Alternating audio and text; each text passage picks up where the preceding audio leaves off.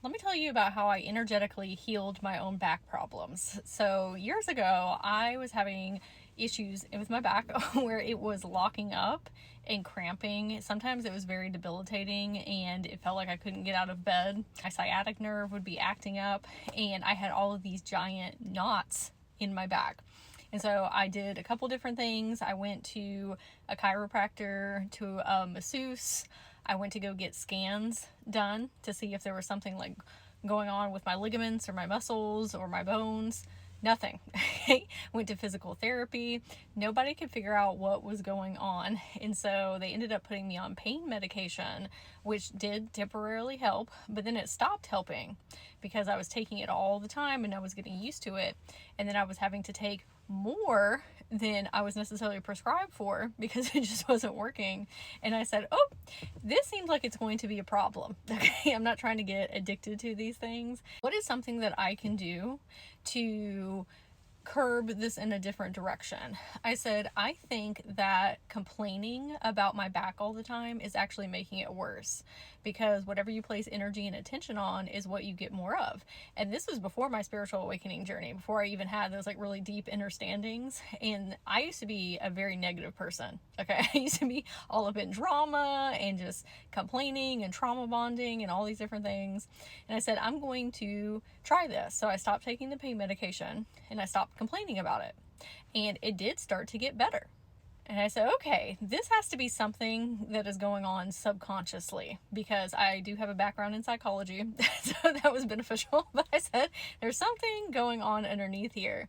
And I realized that it was from so much stress and anxiety, because when you are not processing that, it hardens and crystallines in your body, and it starts coming through as pain and disease and anxiety and all these different things. And at that time, I was very addicted to stress. One, because of childhood trauma things. It's all I had ever known. And so that was a behavioral pattern loop that I was caught in. But I was also using it as fuel to go after my goals. And at the same time, I was utilizing it as a crutch to not look at the things within myself that needed to be looked at. Okay, the stuff that needed to be healed from childhood traumas and narcissistic relationships. I was not loving myself. I was really putting myself on the back burner, people pleasing, not showing up authentically. So the anxiety was actually a way for me to kind of cop out of looking at those things. I said, I need to make a change. I need to take some things off of my plate, because I was also notorious for putting too much on myself so that I wouldn't have to look at that stuff. Okay, so I started to delegate different tasks to different people and asking for support and saying no and holding good boundaries. All of a sudden, my back started to get better. And I realized that was my body's way of indicating that we were not okay. It would lock up to try and get me to stop and to rest and relax and stop putting so much on my plate. My body was screaming at me, I am not okay. But I was not listening. Your body will fight you. If you're not taking care of it, it will make life extremely difficult for you. And it can come through a myriad of different ways. And I was actually talking to somebody earlier about the importance of figuring out what is going on energetically underneath your physical symptoms, because most of the time it is something that is energetically off or out of alignment. Even if it's something hereditary, there's something that's out of alignment in our DNA, in our cells, that come back from ancestral heritages. On a quantum level, those are things that you can heal within yourself. It's even better if you can catch what those things are before they become a diagnosis. Because when we go to doctors and we have things going on with us and they say, okay, well, it's X, Y, Z. Now that's going in your subconscious and saying, okay, well, it is what it is. And I'm not saying those things aren't real. Okay, that is a real reality. But there's an energetic reasoning underneath it. And so when you get labeled with something of, oh, this is what you have, it's going to be a little bit more difficult to heal it, because it seems like it's a permanent state of being.